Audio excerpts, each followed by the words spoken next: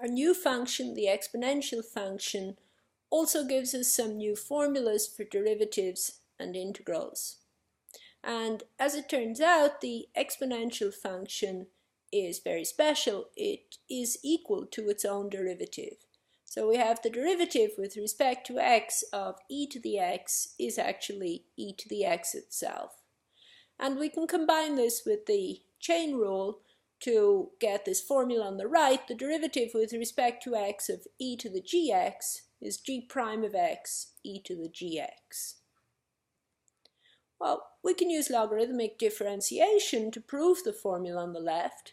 If y equals e to the x, then we have the natural log of y is x, and if I differentiate both sides with respect to x, I get 1 over y times dy dx on the left equals 1 on the right. And now multiplying across by y, I get dy dx is just y, which was e to the x. The formula on the right follows from the formula on the left and the chain rule. But rather than memorizing that, it's best to memorize the formula on the left and know how to apply the chain rule in conjunction with that formula. Here's an example. If we want to get the derivative with respect to x of e to the sine squared of x, then we have that this is a composition of 3 functions actually. It's first you apply sine to x, then you square it, and then you apply the exponential. So we can use the chain rule.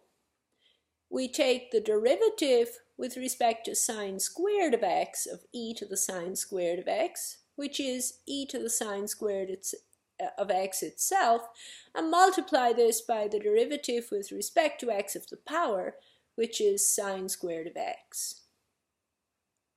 Now, of course, sine squared of x is a composition of 2 functions, sine of x and the square.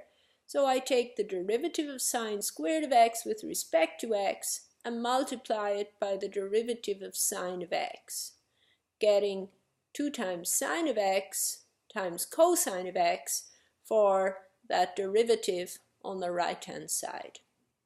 And finally, putting all of that together, we get our full derivative is 2 times sine of x times cosine of x times e to the sine squared of x. Let's look at another example. Here we're applying sine squared to the function e to the x squared. So this is a composition of 4 functions in a row. We can use the chain rule. We differentiate sine squared of e to the x squared with respect to sine of e to the x squared. And we get 2 times sine of e to the x squared times the derivative of sine of e to the x squared.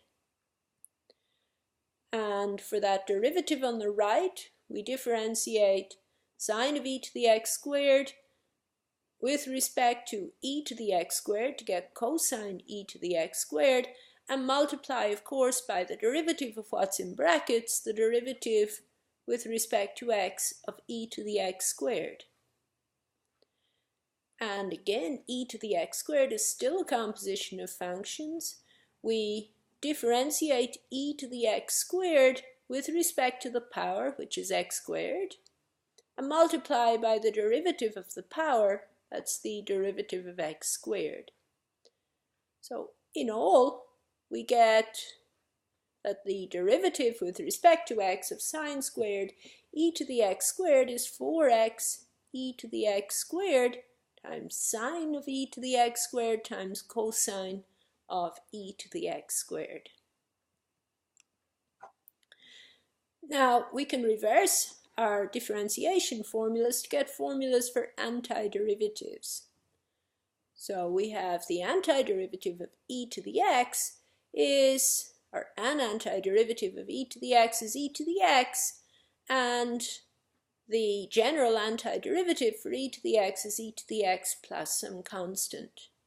And likewise, we can find an antiderivative for g prime of x times e to the x as e to the g of x plus some constant.